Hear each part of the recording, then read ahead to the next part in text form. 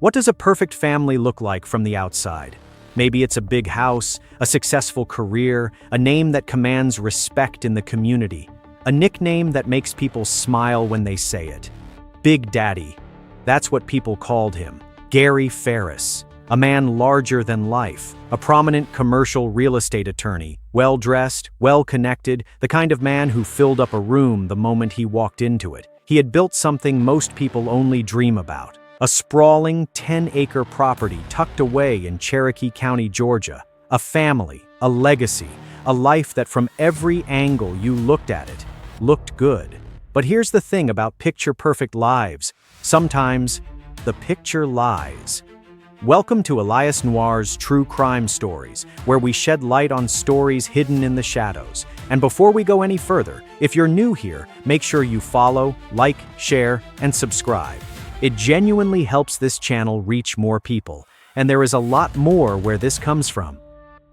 It was 2018 when everything Gary Farris had built, everything he was, everything he meant to the people around him, came to a horrifying, violent end. His remains were found on a burn pile on his own property. Let that sink in for a moment. Not in a back alley, not on a lonely highway, not in some stranger's town. He was found at home, on land he owned, on the very property where he had lived his life. And the fire?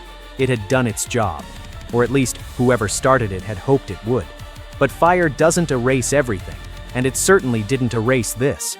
Because when forensic investigators sifted through what was left of Gary Farris, they found something chilling buried inside what remained of his body. A bullet, lodged in a rib bone. One shot, one deliberate, calculated act of violence that the flames had tried and failed to hide. This wasn't an accident. This was murder. Now, the first instinct when something like this happens in a rural, isolated setting is to look outward. A robbery gone wrong, a stranger with a grudge, some outside threat that crept onto the property and did the unthinkable.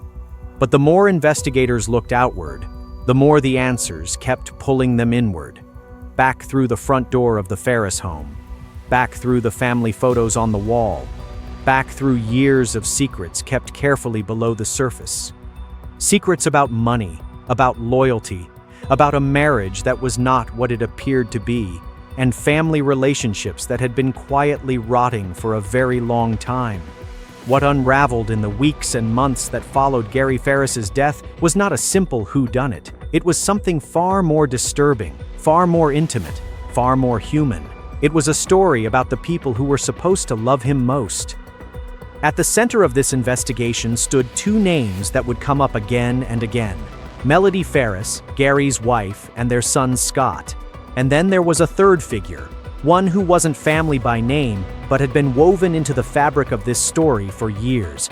A man named Rusty Barton, Melody's longtime lover. A man who knew things. A man whose presence in this story raises questions that are deeply, deeply uncomfortable. How long had he been around?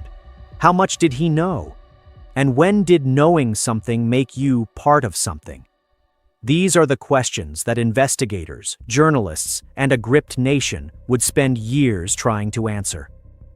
This story was reported by Peter Van Sant for the acclaimed true crime program 48 Hours and dissected in painstaking detail across a 6-episode podcast series called Relative Danger, Blood is Thicker, The Farris Wheel.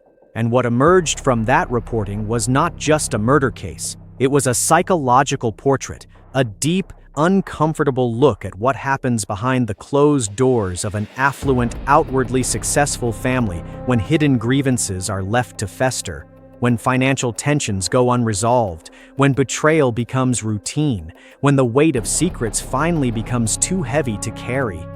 Because that's the part of this story that should unsettle all of us the most. This didn't come out of nowhere. There were signs. There were fractures. There were moments, if you know where to look, where the danger was visible, where someone, somewhere, could have seen what was coming. The escalating financial disputes within the family, the infidelity hiding in plain sight, the isolation of a 10-acre rural property where no one could see in and no one could hear anything unusual. Outward success, internal collapse. That is the pattern that true crime journalism, law enforcement, and mental health professionals see time and time again in cases of domestic homicide. And it is the pattern we are going to trace, carefully and unflinchingly, throughout this story. Gary Farris was called Big Daddy by the people who knew him. A man who commanded respect, a man who had everything, and someone who lived under his roof, walked on his land, knew his name, decided that he had to die. The question isn't just who did it. The question is, how does a family get to a place where something like this becomes possible? That's what we're here to find out.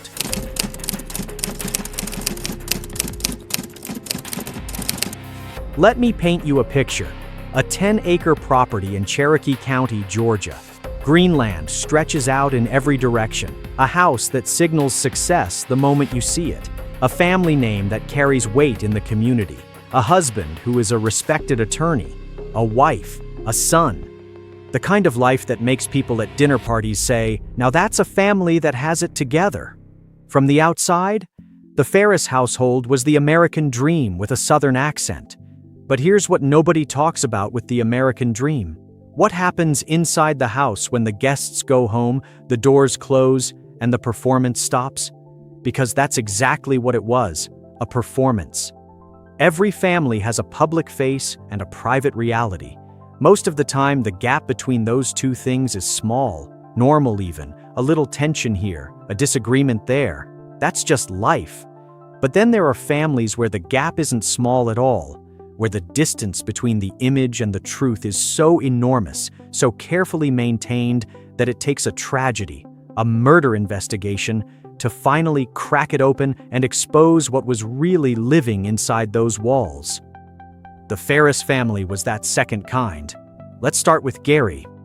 Gary Farris was, by every outward measure, a man who had made it. A prominent commercial real estate attorney, which, if you don't know what that world looks like, means serious money, serious clients, and a serious reputation on the line at all times.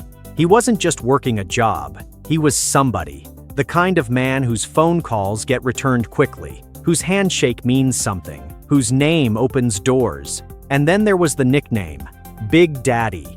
That nickname tells you everything about how Gary moved through the world. He was the provider, the patriarch, the gravitational center around which everything else orbited. The money, the property, the family structure, the sense of stability. He was the foundation. And when someone is the foundation, when one person holds up everything, what happens to the people around them? What happens when that kind of power, that kind of financial control, becomes something that others begin to resent? That's the question that sits at the very heart of this case. Because beneath the success, beneath the attorney's reputation, the sprawling acreage, and the image of a stable Southern family, the Farris household was a pressure cooker, and it had been building for a very long time. The first crack in the facade? Infidelity. Melody Farris, Gary's wife, had been carrying on a long-time extramarital relationship with a man named Rusty Barton. And we're not talking about a brief indiscretion. We're not talking about a mistake that happened once and was buried. We're talking about a sustained, ongoing affair that had been woven into the fabric of this family's life for years. Now stop for a second and really think about what that means.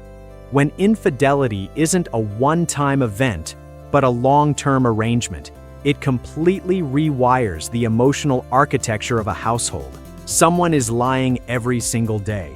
Someone is compartmentalizing, maintaining one version of themselves for the spouse, another for the lover. And over time, that kind of sustained deception doesn't just damage trust. It creates something far more dangerous. It creates divided loyalty. It creates a situation where a third person, Rusty Barton, is no longer just an outsider. He becomes embedded. He knows things. He is invested in the outcome of this family's situation in ways that a normal bystander simply wouldn't be. And Melody? She now has someone in her corner. Someone who isn't Gary. Someone who, whether consciously or not, she may have begun to see as the alternative to the life she was living. Here's what criminologists and domestic violence researchers will tell you about infidelity in the context of spousal homicide. And this is important, so stay with me here.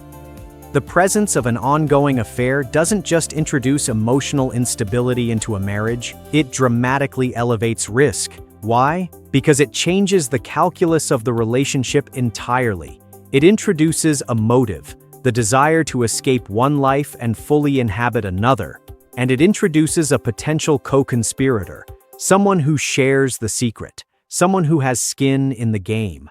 Rusty Barton wasn't just Melody's lover. He was a witness to whatever was happening inside that household. And as the investigation would eventually reveal, he was far more central to this story than anyone initially understood. But infidelity alone rarely drives someone to the point of no return. What accelerates the danger, what turns a broken marriage into something lethal, is when the emotional fractures collide with financial ones. And in the Farris household, the money situation was becoming a crisis. Evidence in this case points to the fact that Gary Farris was planning changes to the family's finances. Now, the specific details of what those changes were and who stood to lose the most from them are the kind of thing that investigators and prosecutors pay very close attention to. Because in a marriage where one person controls the money, any threat to that financial arrangement is a threat to survival for the person who depends on it. Think about Melody's position for a moment. She is in a marriage she has emotionally checked out of, evidenced by years of a sustained affair. She is dependent, at least in part, on the financial stability that Gary's career provides. And now, Gary, who may or may not have known about the affair, who may or may not have been planning a divorce, who may or may not have been restructuring his finances in ways that would cut Melody out, that Gary is suddenly a problem, not just an unhappy husband, not just a difficult relationship, a problem. And problems, in the coldest and most calculating corners of the human mind, eventually start to look like something that needs to be solved. Now, layer on top of all of this, something that doesn't get talked about enough in true crime: isolation. The Farris property was 10 acres in Cherokee County, rural, private, spacious in the way that sounds idyllic until you realize what that privacy actually means in a situation like this. It means no neighbors close enough to hear raised voices. It means no one is dropping by unexpectedly. It means that whatever happened on that property, whatever happened, it happened in a space where the outside world had very little visibility and very little chance of intervening. Isolation is one of the most underestimated risk factors in domestic homicide. When a family is isolated, whether by geography, by wealth, or by the carefully maintained image of having everything together, there is no external pressure valve. No one to notice the warning signs. No one to ask the uncomfortable questions. The dysfunction stays contained, and contained dysfunction over enough time becomes something explosive. The 10-acre property wasn't just Gary's land, it was the container that kept all of this hidden. Then there's Scott, Gary and Melody's son, a family member caught inside this web of tension, financial strain, and long-buried resentments. His role in the dynamics of this household adds another layer: intergenerational strain, as psychologists call it, the way that the unresolved conflicts of parents don't stay between the parents. They seep, they infect the children. They create loyalties and fault lines and alliances that run so deep, people don't even know they're operating inside them. Scott Farris grew up in this house. He knew, on some level, consciously or not, that things were not what they appeared to be. And what a child learns growing up in a household like this is both how to keep secrets and how to carry the unbearable weight of them. So let's take stock of what we actually have here. We have a patriarch whose financial control over the family is beginning to shift. We have a wife whose emotional allegiances have been with another man for years. We have a lover who is intimate with the family's secrets. We have a son entangled in tensions he may not fully understand. And we have an isolated private property that puts all of these people together, away from any outside gaze, with no natural off-ramp, outward success, internal collapse. This is not a chaotic, impulsive story. This is not a stranger who crept in from the outside. This is a story about a system, a family system that had been dysfunctional for so long that dysfunction had become normal, where the lies were so old they felt like truth, where the resentments had calcified into something cold and deliberate. And then something changed. Gary was going to change the finances. Here's the thing about pressure cookers. They don't explode randomly. They explode when the pressure reaches a point that the container simply cannot hold anymore. Something in the Farris household reached that point in 2018. Something shifted, a decision made, a plan set in motion, a line crossed that could not be uncrossed. And Gary Farris, the man who called himself, or who let others call him, Big Daddy, the foundation, the provider, the man who held it all together, ended up on a burn pile on his own land. The question is no longer just who lit the match. The question is, how long had they been planning to?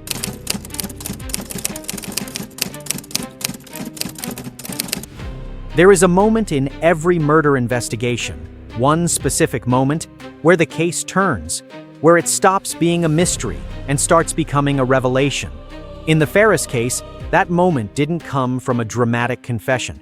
It didn't come from a surveillance camera or a fingerprint or a smoking gun pulled out of a drawer. It came from a phone call that Melody Farris made to her longtime lover, Rusty Barton. A phone call in which, according to Rusty's own testimony, she referenced Gary, her husband, the father of her child, the man who had built everything they lived on, as being in the burn pile, not missing, not gone, not unaccounted for.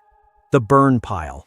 Think about that for 1 second, because when you really let that land, when you feel the full weight of those two words, everything else in this story starts to make a terrible, sickening kind of sense. Let's go back to the beginning of how this all unfolded. It's 2018. Gary Farris, prominent attorney, Big Daddy, the man who kept the whole operation running, is murdered on his own property in Cherokee County, Georgia. Shot. And then, in what investigators would come to recognize as a calculated, deliberate act of concealment, his body was placed on the family's burn pile and set on fire. Now, in rural Georgia, a burn pile isn't unusual. On a 10-acre property, having a designated area for burning waste, brush, wood, debris, is completely ordinary. It's almost invisible in its normalcy. And that, of course, was the point. Whoever did this knew the land, knew the routine, knew that a fire on that property wouldn't raise an immediate alarm from anyone who happened to see smoke rising over the tree line. This wasn't a panicked decision made in the heat of the moment. This was knowledge. This was familiarity. This was someone who had walked that land, understood how things worked on it, and used that understanding to try to make a man disappear. But here's what fire cannot do. No matter how hot it burns, no matter how long it's left to do its work, fire cannot destroy everything. When forensic investigators examined Gary Farris's charred remains, they found it. Buried inside what was left of his body, lodged in a rib bone, a bullet. One shot. One deliberate act of lethal violence that the fire had tried to swallow whole and failed. That bullet changed everything, because it transformed a scene that might have been written off as a tragic accident, a man found dead on his own rural property, into something unmistakable. This was a homicide. And from that moment forward, the question was not what happened to Gary Farris, it was who made it happen and why. When investigators started pulling on the threads of this case, the first thing they noticed was something that any experienced detective will tell you is an immediate red flag, the direction that suspicion was deflected toward. Because when law enforcement came to Melody Farris, when they started asking the hard questions that you ask in the immediate aftermath of a spouse's violent death, Melody didn't point them outward. She didn't talk about enemies. She didn't suggest a robbery, a business dispute, or a stranger with a grudge. She pointed toward her own children. She told investigators she was concerned, feared even, that one of her children might be responsible. Now, let's pause on that. Because on the surface, a grieving wife expressing fear and confusion might seem like shock, like a person overwhelmed by an unthinkable situation, reaching for any possible explanation.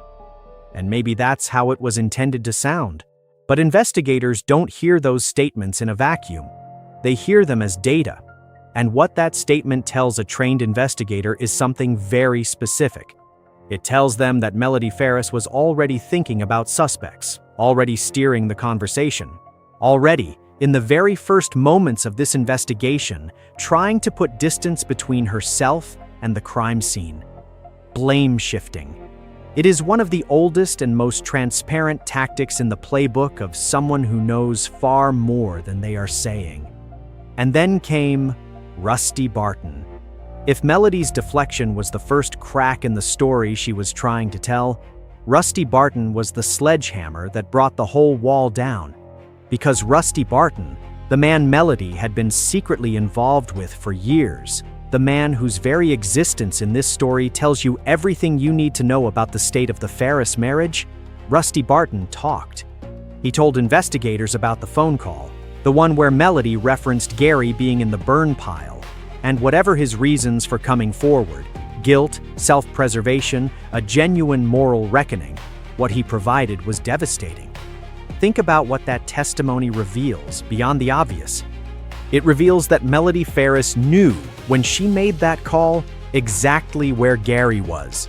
It reveals that she spoke about it to her lover, the one person she trusted most outside of that household. And it reveals something about the psychological state of someone in the aftermath of a violent act. The almost compulsive need, sometimes, to share the weight of what you know, even when sharing it is the most dangerous thing you can do. Rusty Barton was supposed to be a secret, an asset, the one person in Melody's life who was entirely on her side. Instead, he became the witness who helped unravel everything. So let's talk about why. Because in any homicide, motive is everything. It's the thing that transforms a crime from a random act of violence into a story with characters, with history, with cause and effect. In the Farris case, the motives weren't complicated. They were, in fact, deeply, painfully human. The first was financial. Gary Farris was reportedly planning to make changes to the family finances. Now, the specific nature of those changes hasn't been fully detailed in public reporting, but the implication is clear enough. Changes to finances in a marriage like this one, where Gary was the primary provider, where Melody's lifestyle was built on his earning power, are not neutral events. They are threats. If Gary were planning a divorce, Melody's financial world would change overnight. If he was restructuring assets, moving money, updating accounts, all of it represents a direct challenge to the security she had built her life around. And when financial security is tied up with emotional dysfunction, with the simmering resentments of a long, unhappy marriage, that threat doesn't just feel like an inconvenience. It feels like survival. And people do extraordinary, terrible things when they feel their survival is at stake. The second motive was freedom. Melody Farris had not been emotionally present in this marriage for a very long time. Rusty Barton was the life she wanted, or at least the alternative she had been quietly maintaining while the one she had begun to suffocate her. A long-term affair of this nature isn't just about passion or escape. Over time, it becomes about possibility. It becomes about imagining a different future, a future where the obstacle, the husband, the obligation, the financial and legal entanglement of a complicated marriage simply isn't there. Gary Farris, in the coldest possible framing of this story, had become an obstacle. And when financial threat and emotional desperation converge, when the thing you want and the thing you're afraid of losing are suddenly crashing into each other, that is exactly the kind of moment when people who might otherwise never cross a certain line begin to consider crossing it. And then there's the 10 acres. Let's spend a moment here because the location of this crime is not just a backdrop. It is an active participant in the story. A rural property of this size in Cherokee County offers something that most people will never fully appreciate until they think about it in this context: absolute privacy. No neighbors are looking out their windows. No pedestrians walking past. No ambient noise from a nearby street that might carry the sound of something terrible happening. It is, in every meaningful sense, a world unto itself. And for whoever planned this, and the use of the burn pile, the decision to commit both the shooting and the disposal on the same property tells us this was planned. That isolation was not a coincidence. It was a resource. The land was familiar. The burn pile was already there. The routine of fires on rural property would provide cover, at least initially. The property that Gary had worked to acquire, to own, to build a life on, that property was turned into the instrument of his concealment. There is something almost unbearably tragic about that. But here is the double-edged nature of that choice, because what the perpetrator or perpetrators did not fully account for is that committing a crime on family property is not a path to obscurity. It is a path directly back to the family.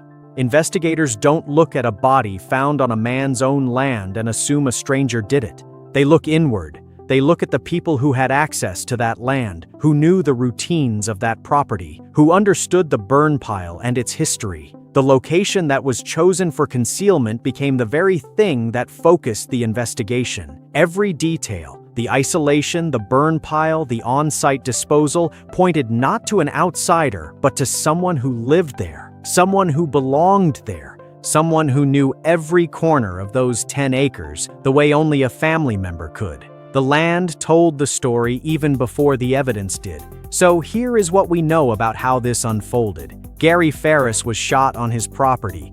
His body was moved to the burn pile and set alight. His killer, or killers, believed that fire would do what they needed it to do. It would erase the evidence, redirect the investigation, and buy enough time for the story to be rewritten. But the fire didn't finish the job. The bullet in the rib bone survived. The forensic evidence survived. And then, critically, Rusty Barton's conscience survived. One phone call, a few careless words spoken to the one person Melody trusted most, and the entire carefully constructed story began to collapse. And in the weeks and months that followed, as investigators pieced together the financial disputes, the affair, the deflection toward the children, and the damning testimony of a man who was supposed to be a secret, the picture that emerged was not of a random act of violence. It was a portrait of betrayal, intimate, calculated, devastating betrayal. The kind that doesn't come from a stranger in the dark. The kind that comes from someone who sat across from you at the dinner table, someone who knew your routines, your land, your plans, someone who called you family. Gary Farris built a life on 10 acres in Cherokee County, Georgia.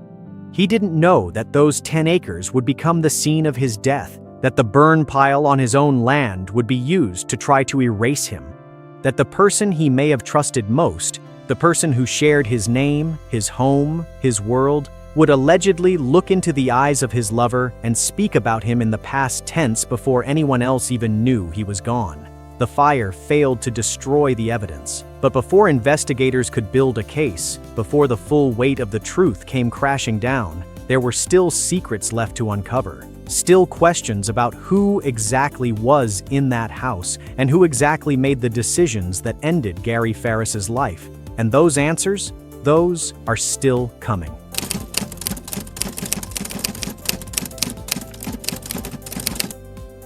When a fire burns out, when the last ember fades and the smoke finally thins and drifts away into the Georgia sky, what's left? Ash, debris, the ghost of something that used to be whole. Whoever set that burn pile alight on the Farris property believed that fire was the ending of the story, that it would consume the evidence, redirect the investigation, and give the living enough time to construct a new narrative over the ruins of what really happened. They were wrong, because fire, as it turns out, is not an ending. Sometimes, and this case proves it more powerfully than almost any other, fire is the beginning. The beginning of an investigation. The beginning of the unraveling. The beginning of a reckoning that would reach far beyond one rural property in Cherokee County, Georgia, and ripple outward into courtrooms, headlines, podcast studios, and the collective conscience of everyone who heard this story and felt, in the deepest, most uncomfortable part of themselves, a quiet, creeping recognition. This could happen anywhere. This could happen to anyone. Let's talk about what this case cost. Not in the abstract, not in the clinical language of legal outcomes and investigative conclusions. Let's talk about the real, human, irreversible cost of what happened on that 10-acre property. Because behind every true crime story, behind the timelines and the forensics and the podcast episodes, there are people. People whose lives were shattered in ways that don't get put back together just because a case gets solved. Gary Farris is gone. And that absence, the absence of the man his community called Big Daddy, the attorney, the provider, the gravitational center of that household, created a void that no verdict can fill. Think about what it means to lose the person who was the foundation of your world, regardless of how complicated that world was, regardless of the fractures and the secrets and the dysfunction underneath the surface. Loss is loss. Grief doesn't come with a clean moral verdict. You can love someone imperfectly, you can be in a broken relationship with someone, and still feel their absence like a wound that refuses to close. For Gary's loved ones, for anyone in his life who genuinely mourned him, the loss was compounded by something that makes grief exponentially more complicated: betrayal. Not just the knowledge that he was murdered, but the knowledge of who and why. The knowledge that the people closest to him, the people who shared his name, his dinner table, his land, are the ones investigators focused on. That the secrets that were kept from the outside world were the very secrets that may have gotten him killed. That is a particular kind of grief that has no roadmap. And then there are Melody and Scott, who, as the investigation intensified, found themselves at the center of something that no amount of wealth or community standing could insulate them from: public scrutiny. The kind that is relentless and unforgiving and follows you everywhere. Whatever the truth of their individual involvement, whatever a court ultimately determines, the experience of being named as a suspect in the murder of your own family member is a psychological event that leaves marks. Grief and accusation are not supposed to exist in the same sentence. They are not supposed to land on a person simultaneously. And yet, in cases like this, they do. The forced exposure of what had been kept private for years, the infidelity, the financial disputes, the hidden resentments, did not stay within the family. It became public. It became a podcast. It became a news story. It became the kind of narrative that gets discussed by strangers on their morning commutes, in their earbuds, with their coffee going cold on the counter. Every secret the Farris family had ever kept was dragged into the light. And for the people still living inside that story, still trying to navigate the wreckage of what was left, that exposure carries a psychological weight that extends far beyond the immediate aftermath of the crime. It echoes, it follows people. It shapes how they see themselves and how the world sees them for years. And then there's Rusty Barton, the man who was supposed to be the secret, the man who existed on the margins of the official Farris family story. Never named, never acknowledged, never given a formal role in the household, he had nonetheless been deeply entangled with for years. Rusty Barton became a witness, and in doing so, he stepped from the shadows into the most brutal kind of spotlight. His testimony was crucial. It helped crack the case open in a way that forensic evidence alone might not have been able to do as quickly. But his position in this story is not simple. He was not a neutral bystander who happened to know something. He was intimately connected to the central figure of suspicion. His relationship with Melody was the motive. His knowledge of the phone call was the thread that, when pulled, began to unravel the entire cover-up. Whatever judgment people may make about Rusty Barton, whatever role they assign him in the moral architecture of this story, his presence illustrates something that investigators and criminologists understand deeply. Extramarital relationships are not just emotional complications. In domestic homicide cases, they are often the hinge point, the place where motive and evidence intersect.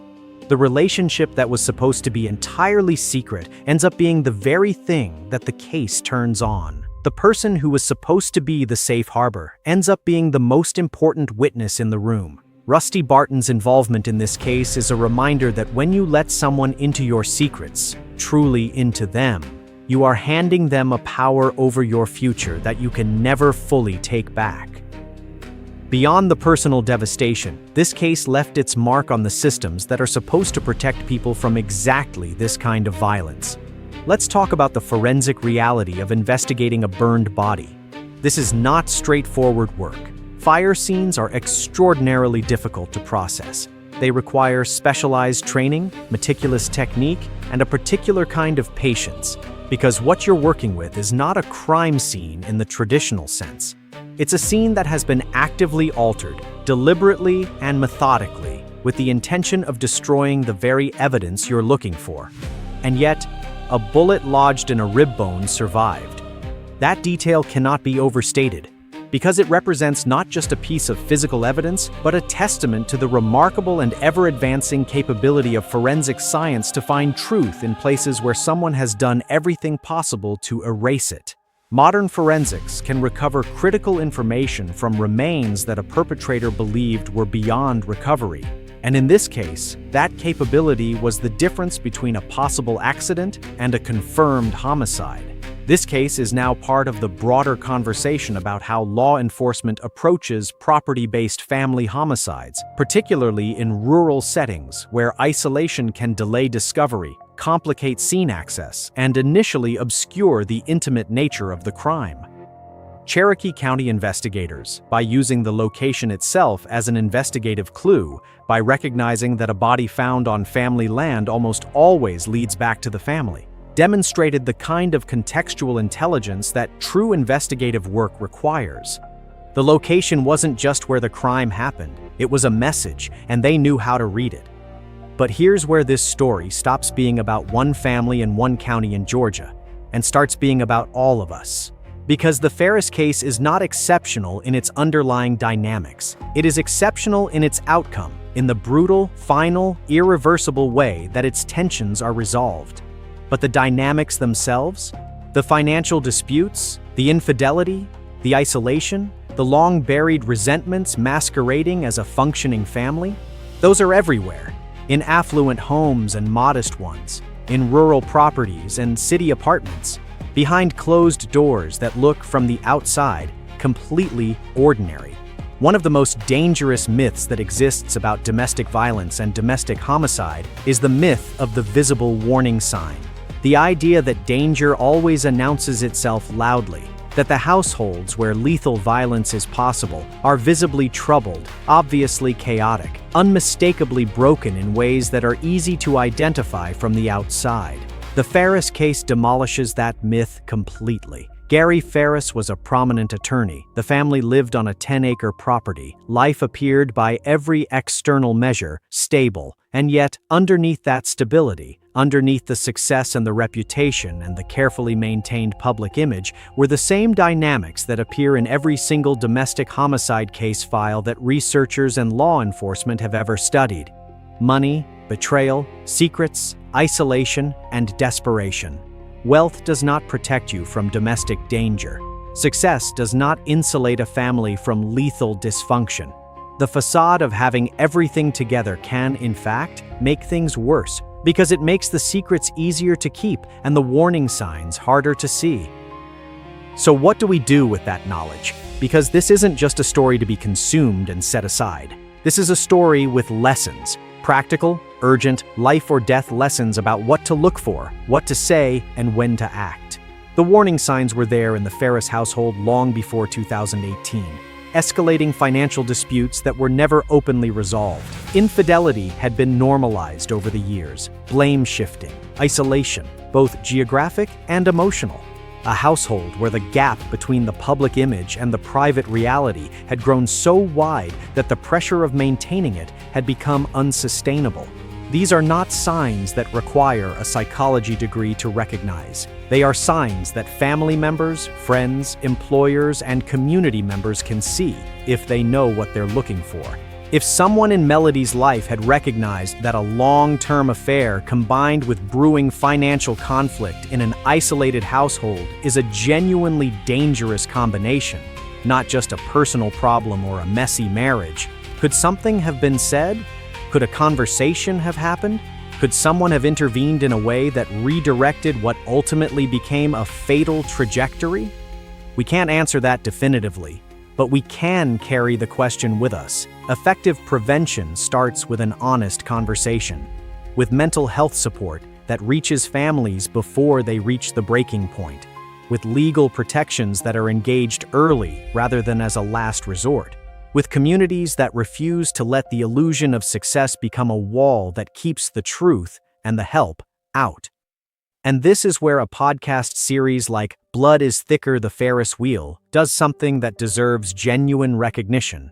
True crime journalism, at its best, is not entertainment for its own sake. It is a public service. It takes a story that happened in one specific place to one specific family, and it transforms it into something with reach, something that travels down earbuds and through car speakers and across kitchen tables, and makes people feel, sometimes uncomfortably, sometimes reluctantly, a sense of recognition.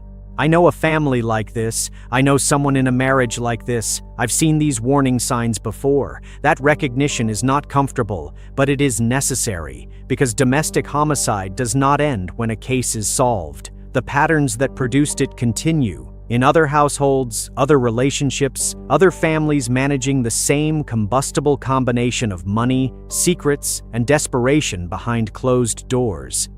By humanizing Gary Farris, by refusing to reduce him to a crime scene statistic and instead restoring him to the full, complex, three-dimensional person he was, 48 Hours and the Relative Danger podcast series have done something that matters beyond the ratings and the downloads. They have kept a man's story alive. They have ensured that his death was not in vain, that it illuminated something, that it taught something, that it reached someone who needed to hear it. Here is what the Farris case leaves us with. Fire is not an eraser. It is a revealer. In trying to hide the truth, the perpetrator created the very conditions that made the truth undeniable. The burn pile, the chosen instrument of concealment, became the crime scene that defined the entire investigation. The bullet that was meant to vanish with the flames became the forensic anchor that confirmed murder. The lover who was meant to be a secret became the witness whose testimony brought the walls down. Every attempt to hide the truth in this case ultimately served to expose it, and that is the pattern that plays out again and again in cases like this. Because the things we try hardest to bury, the resentments, the betrayals, the financial grievances, the secret lives, have a way of surviving. They survive in evidence. They survive in testimony. They survive in the memories of the people we confided in, the phone calls we made in moments of weakness, the careless words spoken to the one person we thought would never repeat them. The truth has its own kind of forensics. Gary Farris was called Big Daddy, a man who built something, a man who worked, who provided, who occupied the center of a family that, from the outside, looked like everything a family is supposed to be. He died on his own land, and the land, the isolation he had perhaps loved, the privacy he had perhaps valued, became the witness to what happened to him. It preserved the evidence. It focused the investigation. It refused to let the fire finish the job. His story, the full, painful, complicated truth of it, is now part of a public record, part of a conversation that reaches beyond Cherokee County, beyond the courtroom, beyond the families directly touched by this tragedy. It is a reminder. The most dangerous place in any person's life is not a dark street or an unknown city. It is the place where the people who know you best, who know your land, your routines, your finances, your name, begin to see you not as someone to protect, but as an obstacle to be removed. The warning signs were there. They almost always are. The question this story leaves us with, the one that should follow us out of this episode and into our own lives and our own relationships and our own awareness, is devastatingly simple. Are we paying attention?